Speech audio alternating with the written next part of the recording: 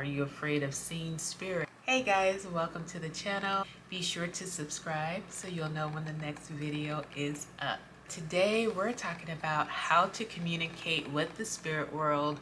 You can think of this as Mediumship 101. Whenever I work with students, they're really excited right out the gate. They want to have these full-on conversations. So let me just take you behind the scenes a little bit. Before we can get to that place, the first thing that we really need to address is our mindset. So it's all about what you think and what you believe. If you care more about what other people think about than you working with the spirit world, that will affect your readings. So I come from a family background where my mediumship turned on when I was 4 years old. My family was actually afraid of it, and so I had to shut that part down. Now, once I turned 40, the spirit world came back and they said, we're not leaving. This time we're here to stay. I had to work through not only the fears that my family was carrying, but me gaining comfortable with the spirit world. So if there's anything deep down within where you feel uncomfortable, or if you're concerned about not being able to fit in, some people think that it's bad or it's evil, like all of that internal stuff will come to the surface before you can actually start doing mediumship readings. It will actually affect how your flow happens. So the one thing about the spirit world is that we're required to do the inner work before we can do the outer work. One, just checking within yourself, how do you feel and do you care if other people are judging you? So it's kind of that people pleaser. Two, do you have any fears of your own? Are you afraid of seeing something? Are you afraid of seeing spirit, of them just appearing to you out of nowhere? If you have a fear of the spirit world, that's actually going to shut down your third eye, which helps you in order to see the spirit world, which is clairvoyance. Sometimes I have students that tell me that they're afraid to see, and if that's the case, then spirit is not going to use that part of your body in order to communicate with you.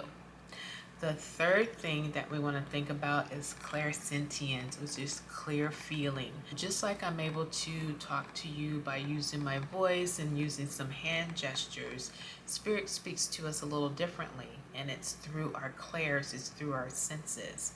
So sometimes when I'm delivering a reading, I might feel pressure in my chest, and that's a way of spirit letting me know that they passed of maybe a heart attack. So something was going on with their heart, so they'll give me a little pressure there so I'll know how they passed.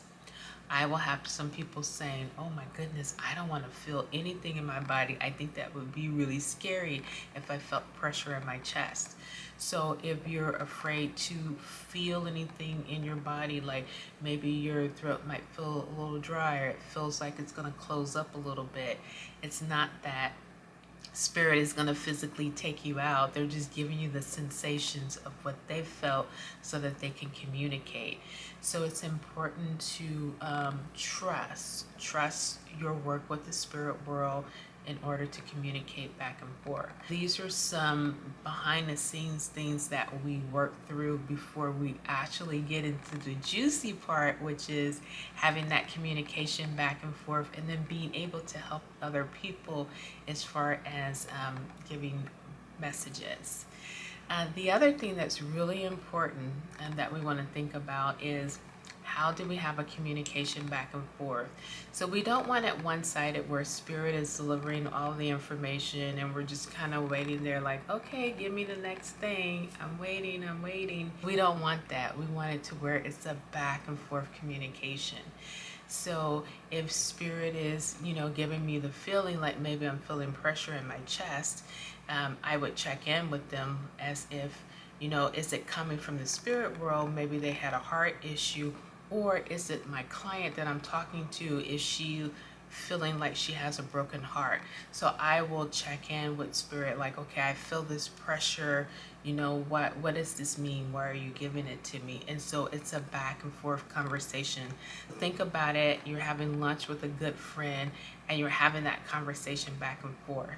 If you were the only one that was talking, eventually you would get bored and would no longer be fun, and then you would stop talking.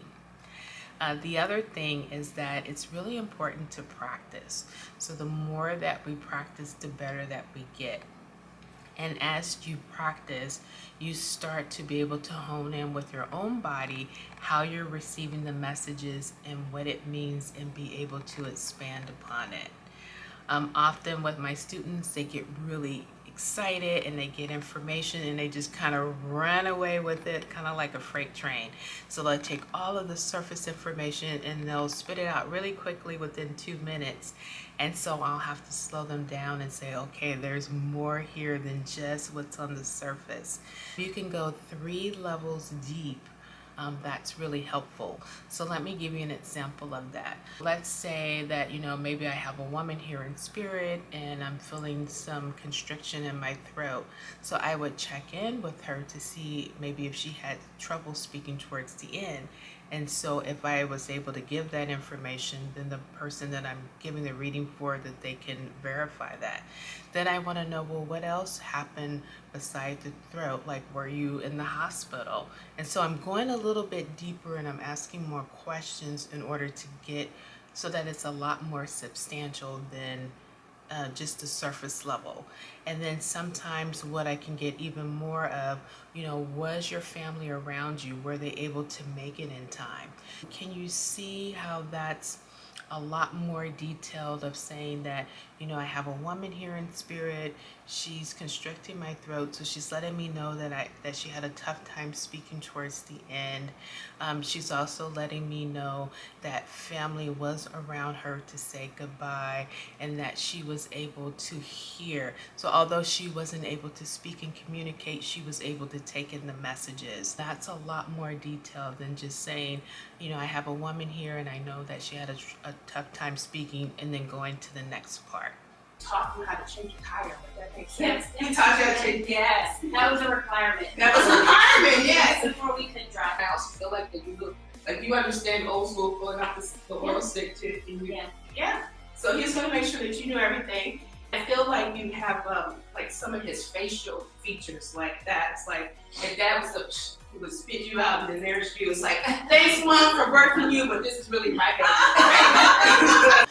The more that you practice, the more natural it will be, and you'll have a lot of fun with it. So, you know, share with me in the comments below if you are someone that's been getting messages. How are you practicing? Are you using a technique of being able to go 3 levels deep in order to get more information, more details? Would love to hear from you. And if you would like to learn how to deliver messages and go even deeper, share with me in the comments below and we can have a conversation, and let's help you as far as your development. Okay, so I hope that you've enjoyed this video. I had a great time sharing it with you. Be sure to subscribe to the video so you'll know when the next one is up. All right, take care.